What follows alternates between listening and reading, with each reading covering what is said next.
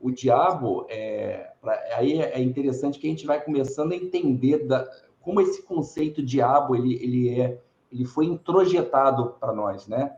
Se a gente pegar lá na origem das escrituras hebraicas, né, lá na parte da teologia, a gente começa a pesquisar e estudar bastante. Eu me aprofundei até um pouco nisso para poder entender esse conceito.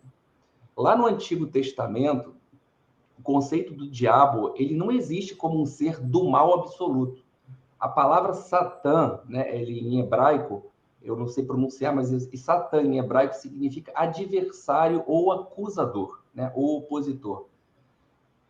Então, assim, um exemplo disso que eu estou falando, lá no livro de Jó, onde Satanás aparece como um membro da corte celestial ali, ele aparece como um membro da corte celestial que desafia a fé de Jó, mas ele agindo com a permissão de Deus, mas não como um rebelde maligno. Tanto que Deus fala para ele assim, ó, você vai agir sobre Jó, mas não vai mexer nele, vai mexer tudo de fora, mas não vai mexer nele. Uhum.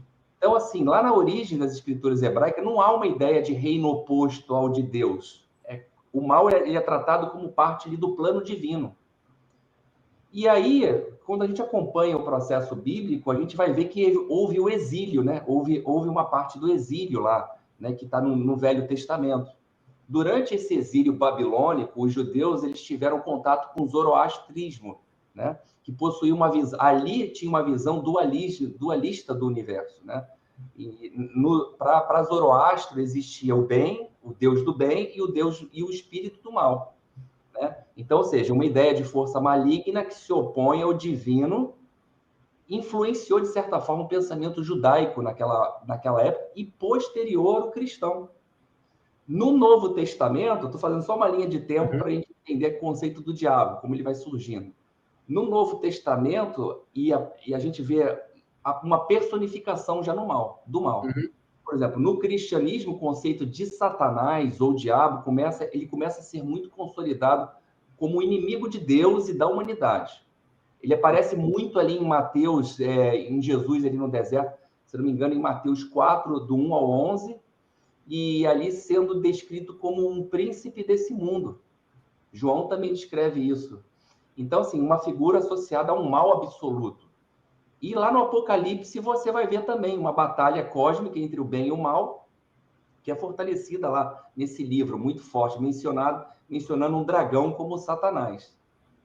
Quando a gente vai para o grego, né, a influência greco-romana nessa questão, durante a expansão do cristianismo, os elementos da mitologia greco-romana começaram a ser incorporados. E aí aparece o deus grego Pan, com chifres, patas de bode, natureza selvagem. Esse influenciou a iconografia medieval do diabo. Outros mitos, por exemplo, de Hades, o deus do submundo, ajudaram a construir uma imagem associada ao inferno. Aí a gente vai no século IV e no século IV e século VI ali, mais ou menos, nessa parte do século IV ali, nós temos os teólogos, né, que vem Santo Agostinho, São Tomás de Aquino, eles refinaram a ideia do diabo como um anjo caído. Então, começaram seguindo a tradição de Lúcifer, o que significa Lúcifer? O portador da luz. Ele bota como um anjo belo, que se rebelou contra Deus, e por orgulho foi expulso do céu. Uhum. Isso está baseado até em umas passagens de Isaías e Ezequiel na Bíblia, sabe?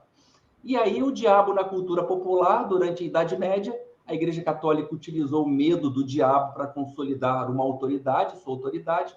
A Inquisição explorou essa figura para justificar perseguições contra hereges, bruxas, né, e outros dissidentes. E as representações do diabo, a partir dali, foram se tornando muito grotescas, com chifres, tridentes, asas de morcego, distanciando realmente de Deus, né, do bem. E aí a gente, quando traz para a modernidade, na literatura e na arte, né, o diabo ele é visto como uma rebeldia, como liberdade, como aquele que questiona, né? Mas se a gente vai... Agora, a gente mergulhando na teologia moderna, hoje ele já é interpretado como uma metáfora para o mal humano e não como um ser literal. Entendeu? Tá. Então, eu só quis fazer essa linha do tempo para a gente chegar... Como surgiu, né, essa figura, né, do diabo no nosso Sim. contexto atual, né? Eu quero entender isso também na visão do Exu, mas ainda é que você explicou isso lá no Velho Testamento. Você É. começou a contar a história falando que na época existia algo que era tentação. Como é que foi isso? Tentação, provação? Como é que era essa visão de diabo na época? Isso, então, quando a gente pega o Velho Testamento, a figura do diabo, ele está como aquele que está testando, aquele que ele é mandado por Deus para testar o homem. A gente vê isso lá no livro de Jó.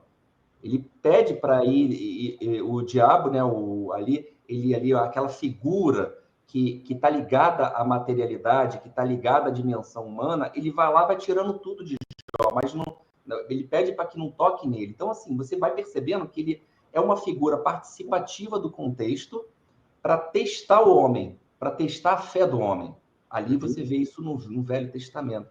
Lá no Novo, você já vê a figura tentadora do mal, já com Jesus, por exemplo, no deserto, passando pelas tentações ali, onde ele é testado 3 vezes ali pelo demônio, no caso pelo diabo, e ele passa por esses testes e consegue realmente voltar e começar seu ministério. Ele começa seu ministério a partir daquelas tentações, ali, a partir de ter passado por essas provas. Eu considero umas provas. Então, assim, as tentações, muito pontuado no Novo Testamento, para mim, para a visão assim teológica, assim, mais moderna, é a oportunidade que você tem de vencer uma sombra, de vencer as suas sombras. Uhum. Então, ali naquele momento, tudo bem, literalmente colocam a figura do diabo, de Satanás, mas se a gente for entender de um contexto mais moderno, a gente vai entender que a gente está lutando contra nossas sombras. Nossas sombras elas vão ser mostradas na vida material. E Entendi. nessa vida material, a gente vai ter que vencê-las para que a gente possa realmente iniciar nosso ministério, iniciar aquilo que a gente veio fazer nessa terra, né? E, Então, Tá, e eu queria entender, agora ficou claro, e se você que está acompanhando aqui, você tiver alguma pergunta mais específica também para o Ricardo, deixa aqui nos comentários que a gente vai ler essas perguntas mais no final, tá? Beleza, você trouxe esse conceito, você trouxe o conceito de Exu, você trouxe o conceito de diabo. Eu quero entender por que que o Exu é considerado o diabo em algumas religiões. porque precisa, de alguma forma, precisa se tá no nosso conceito popular determinar o céu e o inferno, o diabo e Deus, né? Porque a gente vive numa dualidade. Só que essa dualidade que a religião nos coloca, ela nos coloca numa realidade opositora e não numa realidade onde os dois lados precisam precisa-se dos dois lados para você evoluir, precisa-se dos dois lados para você crescer.